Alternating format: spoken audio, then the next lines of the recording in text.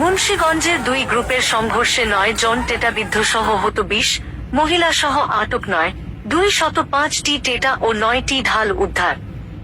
মুন্সিগঞ্জের সিরাজদিখান উপজেলার বালুচর ইউনিয়নের পূর্ব চান্দেরচর গ্রামে আধিপত্য বিস্তারকে কেন্দ্র করে বুধবার সকাল 6টার দিকে দুই পক্ষের মধ্যে সংঘর্ষেও ঘটনা ঘটেছে। এ সময় উভয় পক্ষের 9 জন টেটাবিদ্ধ সহ 20 জন আহত হয়েছেন। সংঘর্ষ থামাতে গিয়ে বালুচর ইউনিয়নের 2 নং ওয়ার্ডের ইউপি সদস্য আলেক চান সজীব আহত হন।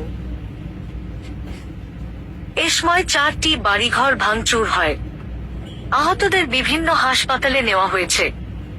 ঘটনাস্থল হতে পুলিশ মহিলা সহ 9 জনকে আটক 205টি টেটা ও 9টি ঢাল উদ্ধার করে। সকাল 6টার দিকে শুরু হওয়া সংঘর্ষ চলে সকাল 9টা পর্যন্ত। পরিস্থিতি নিয়ন্ত্রণ আনতে পুলিশ 25 রাউন্ড গুলি ছুড়েন। বর্তমানে ঘটনাস্থলে অতিরিক্ত পুলিশ মোতায়েন রয়েছে। পুলিশ ও স্থানীয়রা জানায়, পূর্ব চান্দেরচর গ্রামের কামিজুদ্দিন কামু ও একই এলাকার কালাইচান মাদবর সমর্থকদের মধ্যে ফসলি জমির মাটি কাটার টাকার ভাগবাটোয়ারা ও আধিপত্য বিস্তারকে কেন্দ্র করে দুপক্ষের মধ্যে রবিবার 10 জুলাই সকাল 6টায় সংঘর্ষের ঘটনা ঘটে। এর আগে গেল 21 জুন উভয় পক্ষের মধ্যে সংঘর্ষ হয়েছিল। ওই সংঘর্ষে 4 জন টেটাবিদ্ধ সহ 10 জন আহত হয়েছিল। এ সময় পুলিশের লাঠিচার্জে আহত হয়েছেন সিরাজদিখান উপজেলা মানবকণ্ঠ পত্রিকার প্রতিনিধি সালাহউদ্দিন সালমান। বালুচর ইউপি চেয়ারম্যান মো. আওলাদ হোসেন সংঘর্ষের বিষয়টি নিশ্চিত করে বলেন, আমাদের 2 নং ওয়ার্ডের ইউপি সদস্য আলেক চান সজীব সংঘর্ষ থামাতে গিয়ে আহত হয়েছে।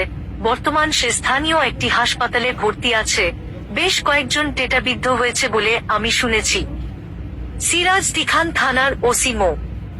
মুজাহিদুল ইসলাম জানান, ফসলি জমির মাটি কাটার টাকা ভাগবাটোয়ারা আর আধিপত্য বিস্তারকে কেন্দ্র করে মারামারি হয়েছে।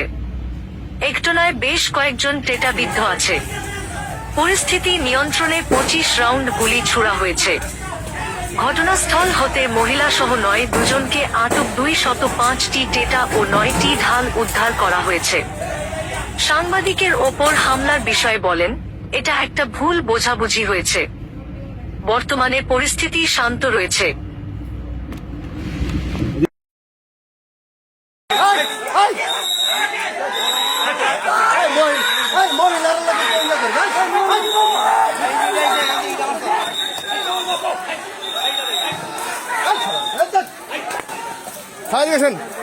ডেস্ক নিউজ, বিক্রমপুর চিত্র।